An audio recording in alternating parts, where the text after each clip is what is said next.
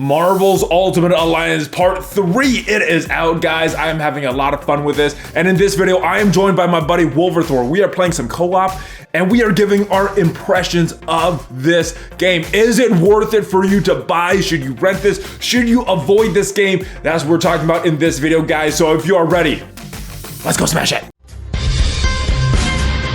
ValleyFlyin.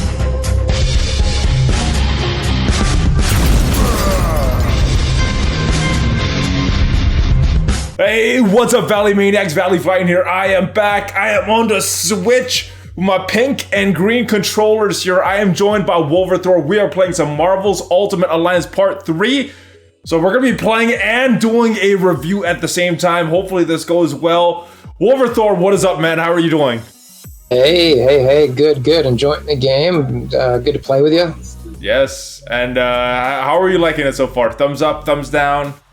Thumbs up for sure, no doubt about it. Wish I could play it more. I love, the story. I love the characters. It's fun, different. Yes, I enjoy it, but I don't know if it's different. It reminds me a lot of Part 1 and Part 2, and a lot of similar elements, a lot of throwback elements. It's just this button mashing co-op type of smasher. One thing I like about it is the controls. It's very, very simple. I was able to play with this with my wife, with my kids. We're able to have a fun time. There's a lot of depth to it as well. For someone like you and me, I enjoy it. But for someone just wanting to pick up a game and play it, you could just smash these buttons. You could press there's light attacks, heavy attacks, special attacks, synergy attacks. You get your extreme attacks. You get a bunch of cool stuff here. What do you think about the controls? It's like you said, it's easy. It's kind of... There's a couple buttons you got to focus on. There's another button that triggers some synergy attacks, solo synergy or solo special attacks, and then the other button, alliance mates, to do some extremely special ones, and then you've got a whole nother set of extreme attacks you can do, and those are again easy to use, easy to figure out. It's I don't know, I like it. It's fun. Yeah, I like it because it is so simple, but there is some depth to it as well. With these synergy attacks, a little harder to pull off from what I've experienced when playing with co-op, especially if the people that you're playing with don't know what they're doing. Of course, when you're playing online, you're playing with a lot of people that know what they're doing, so a little easier, but you do need some kind of communication method as we're using Discord right now, so I definitely recommend something like that. What do you think of the online? You experiencing any lag, any kind of delays or anything with the game as we're playing? No, the lag's good. The one thing I will say about online, it is, the way you and I are able to get into a game together and can communicate through Discord. Yeah. I really think, and this isn't a criticism of the game necessarily, but it would be nice if the Switch had something where you can chat in game. Yes. One, to say, hey, send you a message, and then two, if there's a chat that we could talk to while we're on the Switch that was actually quality. But I'm not really seeing anything that's high end on that front. So yeah, I think that's a problem with the Switch itself, that we're talking about that. I think a lot of the games you have to go through some outside method, even if it's the own Nintendo Switch app on your phone, to get some kind of communication. So we're using Discord right now. I think it's something that's necessary, and as you see, we come into battle right here. You see some of these synergy attacks. I'm using Storm, you're using Hulk. What are your thoughts on these characters? Which characters have you liked to use? Any particular standouts? I mean, I love, obviously, Wolverine. He's one of my favorites. But I've leveled up Hulk quite a bit, where it's just is at its highest level. Just a little bit. Yeah, it's it is just fun to watch things just fly everywhere. Now, at first, it seems very overwhelming, but you quickly kind of start getting the hang of, wait a minute, okay, I know what I'm doing. Positioning yourself, using it at the right time, all that kind of thing. So. Yeah, and trying to time your synergy attacks as well to use them right. And then, of course, those extreme attacks. I know we were playing a little earlier. One of them went off by accident. I was playing a little earlier co-op. There was a bunch that went off on accident. And we were like, oh, no, I didn't mean to do that. But a lot of fun with it. And, there's a new character in the game, Thane. and a lot of cutscenes. What do you think of these cutscenes? What do you think of the story so far? I know you haven't made it all the way through the game. Are you enjoying this story? Yeah, and to me, games like this, I don't know if you ever played like a Halo type, but they're the one, that's what keeps me going, and is the story. It makes me want to care and really, just keep grinding along. So I personally like the story. I think it's cool. I think it's fun. And then the gameplay kind of goes right along with it to keep me intrigued.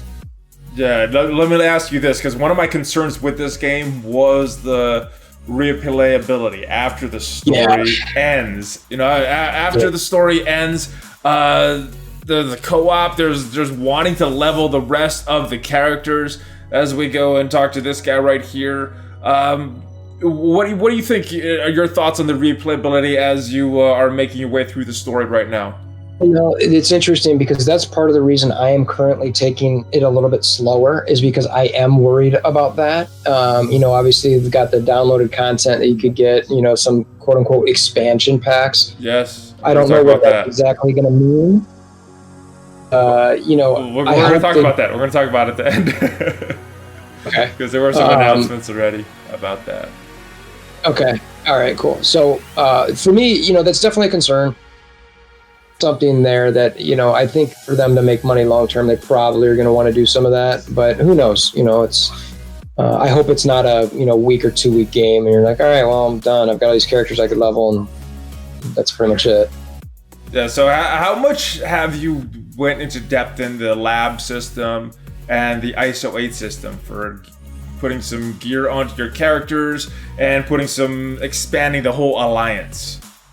I haven't played with the ISOs a lot yet, but what I have the Alliance Management Tool, or whatever I forget the exact name of it. I got the first one all full, and then I think I've got every other one next to it, or at least the first ones up. So you finished one already? Yeah, I finished the first one. And when I mean first one, I mean the first hexagon. Okay, so the middle one. And and then I went out to several others. Around that one, but I have not completed any of the ones around the original hexagon. Okay, so the one that I'm doing is the experience one, or the special abilities one, and that one gives you it gives you more experience for your characters when you complete all of those nodes in the hexagon. So I wanted that one, and just the way I play, I want to just use my abilities. So I wanted that extra. What was this? The experience points, or the mana points, or this blue stuff that you get, that you run your abilities with. And I wanted a lot of that, so I started on that, and then just so happens that I had one of the best middle pillars in the game as well. So that's definitely something that you can get pretty in depth with. ISO 8, you haven't really touched that. Kind of understandable, because you get all the good stuff after your first playthrough. Okay, that makes sense. So your first playthrough, you could do it on the beginner or the mighty level. After that, you go up and is it the mighty level? But anyway, you get the first two difficulties, and then after that, you get the harder difficulties. And the harder difficulties are where you get the good ISO 8s, especially the ones that affect your experience, which makes it easier to level up your characters later on. So that's definitely a good one to look for once you get to the higher difficulties there. I'm making my way there myself. Next question, what a DLC. So have you heard about what the DLC is and what we could expect from these? Let's go. Anything on the top, I'll check this side. I've seen that there's several DLCs.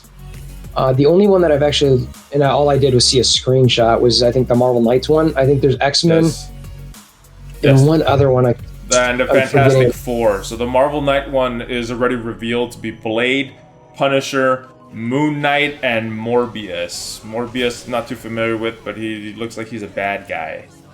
Yeah. And there's also free DLC coming on August 30th, and that you used it a little too early.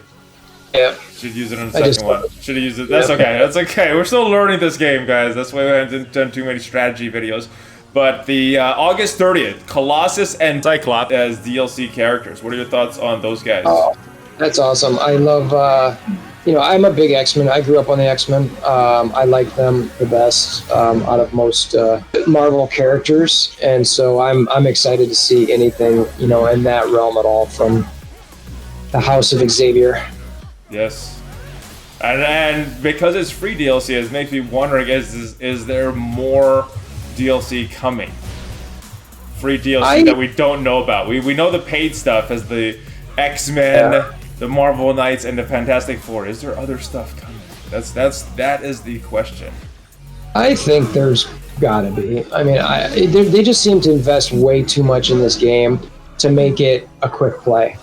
Yeah.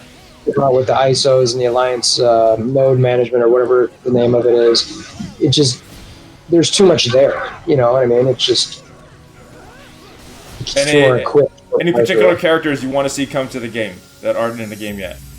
Definitely Iceman. I want to see Iceman in the game. Let's see what other ones. I think a lot of people are wanting Gambit. See on your list as well. Yeah, I like, you know, any X-Men type, honestly. Well, yeah, I'm looking forward to Gambit. I'm looking forward to maybe a Jean Grey. And then I had fun playing with the full Fantastic Four team in Marvel Ultimate Alliance Part 1. So yeah, they're an interesting team to play with. So I do want to use them. Also looking forward to see if there will be more than 4 in these future DLCs. We got 4 in the first one. Looking forward to that as well. Overall thoughts on the game. Would you recommend people to buy this game, rent this game, maybe borrow it, or avoid this game altogether? I would 100% buy it. You know, even, you know, you talk to me in 2 weeks if there's nothing to do, and it's like, okay, well, wow, this is kind of lame. Yeah. But I think even with that, it's, you know, I think it's worth a buy. You know, you talk about some other games out there, and you know, it's a $50, $60 game compared to like what some people spend in a week in some mobile games, which, you know, you and I are familiar with. And, yeah, we come from the mobile game. We know each other playing a mobile game, and yeah, people spend some big amounts on those, and it's a consistent one. Yeah, so. Yeah, and exactly. This is a bargain compared to what some people spend. It's amazing. I've had tons of fun playing this thing. I'm really enjoying this game. I like the simplicity of it, but which makes it easily accessible for newcomers. You want to play with your friends, they can pick this up, play this. I like that it's also complex. So you got the ISO 8 system, you get the Alliance upgrade system, you upgrade your characters. There's a lot more depth, and then these synergy attacks. Trying to time those. There's a lot of stuff that you can do in this game. Replayability is a concern of mine right up front, but overall, I would say buy this game. I'm totally biased towards Marvel characters, though, so that's about it. Any other closing thoughts? WolverThor. Yes, play the game, buy the game. Hit us up on Discord or any channel to co-op. It's fun. You know, any Marvel type person who likes that stuff is going to enjoy this game. So, like you said, all the way from someone who's got, you know, in-depth experience in these games to, you know, playing with your kids. Or someone who's not familiar with these type of games, it's easy to transition and play together, and it's a lot of fun. Yeah, I love it. That's the big thing that I want to take away from this game is fun. It's a fun game. I like playing it, and I like the complexity yet simplicity of it. So that's about it, guys. Yeah, check out WolverThor on his channel. Check me out on my channel. If you like this video, subscribe. Hit the notification bell, smash on that like button, and check out some of the links: BlueStacks, Patreon, and Valley merch. That's it for now. More strategy videos, but this is our first impression and our first chance playing with each other on co-op. It's looking pretty good, guys. I'm very pleased with this game, and I will see you guys next time. Hulk fist bump, ValleyFlyin, out!